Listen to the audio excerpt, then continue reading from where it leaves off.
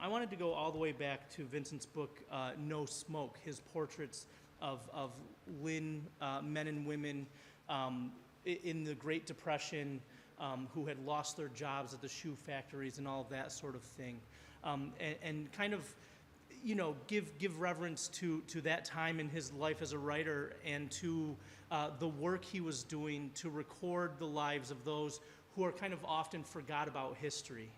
As I think about Ferrini's legacy and think about kind of his place in the pantheon of American poetry, the thing I kind of think about is the idea that we have this very kind of Whitmanic legacy in American poetry of trying to bring in the whole demos, the whole people, and trying to make a record of them, those folks who are otherwise and often kind of forgotten or left out. And this first book, it speaks to not just, you know, the lives of those people in that moment, but I think at its best, it has moments where it speaks to the character and the nature of this place as a place, and speaks to the character and nature of our nation as a nation. And in that way, I think that Ferrini is, I'm trying to remember who said, maybe it's the unrepentant fascist Ezra Pound, but he says something like, epic poetry is poetry plus history. And I feel that when I read Ferrini's work, that what he's trying to do is something like bridging that space between a Whitman and a Pound, bringing in the people, bringing in history, but also making poetry over into a record of the personal and the personal impression. Anyway, I could go on probably too long, and so I won't. Let me just read to you a handful of the poems from this book, and then I will hand it over to Henry Ferrini, whose film about the poet Vincent Ferrini is playing behind me. It's wallpaper. It's moving wallpaper. So actually, let me start here with his description of this city. And he says in the introduction that the thing that he is a little bit ashamed of is that he changed all the names.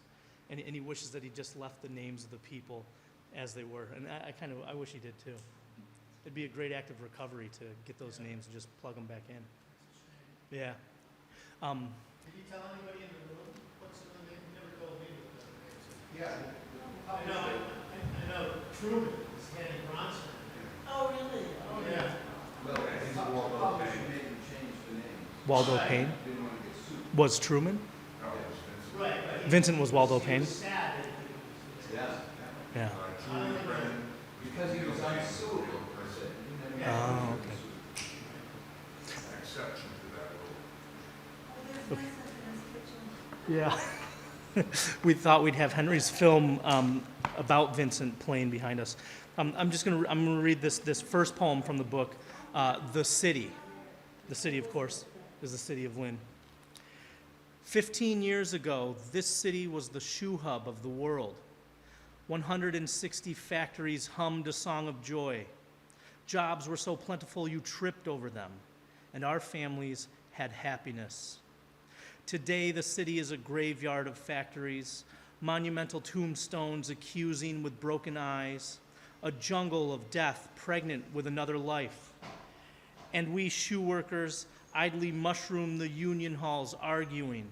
Skeptical of the future, we talk of the past, of the crowded union meetings, the honest speeches inspiring guts to sacrifice, the monster demonstrations and the unbreakable strikes. 6 months ago, the last giant factory said, accept a 20% cut. The union answered, no. The boss grabbed his shop and settled out of the state, leaving 1,700 families stranded. The union caved in. At dawn, buses and cars carry shoe workers to faraway open shop towns. And we, thousands remaining, huddled in tenements, starve in the shadows of dead factories. And then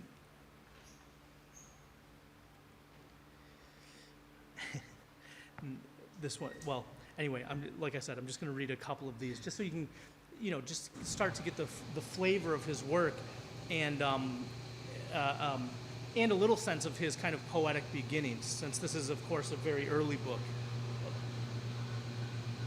There's the shoe factory, rumbling. We can feel it. Meyer Levy. Read so many books, he lost himself. Boy marvel at his knowledge till they got stuck in a swamp. Today, he sells a device for filing teeth without going to a dentist. Tomorrow, a plan to vision the old city hall is a new one. His head is a lumberyard. Argues to influence other people, burping new angles to a problem you're sick of. So busy thinking of what he's going to say, he doesn't hear you. Can't resist temptation to paw a girl on first acquaintance. If lucky to hook a job, he sells himself out of it. From island to island at the all-night cafeteria, burning ears, mouthing a 5-cent cigar, he feels like an executive, wobbles like he's looking for himself. He nabs you in the street and pumps you full of a new gadget. He fell over in a new magazine. Expects to become a millionaire someday. At public dances, rubs his genitals against girls' legs to wet his pants. His father, once worried, is resigned. They don't talk to each other.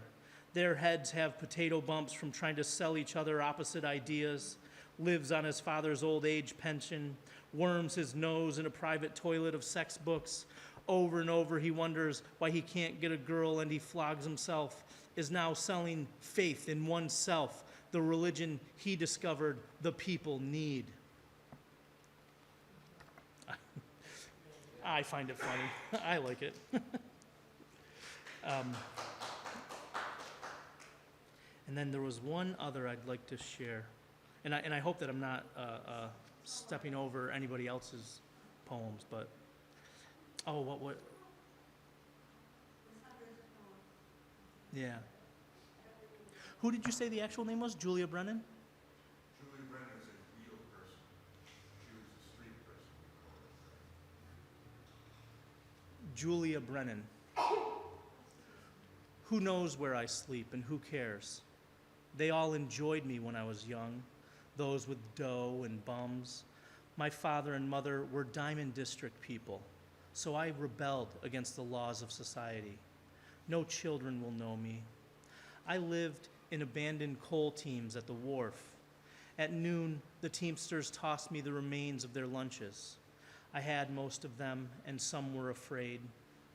When I get some extra dough from a good haul, I feast on dog meat from the butchers. Men turn away from me because the smell clings to my nails and the coal dust lines my face and neck. They say my stench would kill a rat, and if I took a bath, I'd die. With wild whiskers in the wind on my junkyard face, I squat on an old tub, dreading the coming of winter. My hands are relief maps of coal fields. Storekeepers give me old shoes, fish, and hats.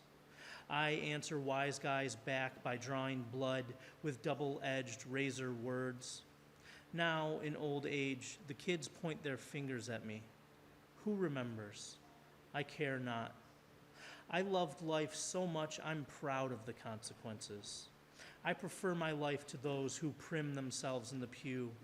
I sleep in shanties by junkyards, in the coal teams, in corridors of tenements and cellars till they kick me away.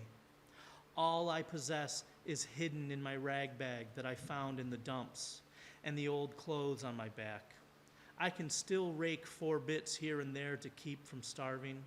At twilight, I rest on the sidewalk against a lamppost. Few who are not ashamed of themselves greet me. I am left alone, and my vacant eyes house passers-by and the empty moon climbing up Blossom Street.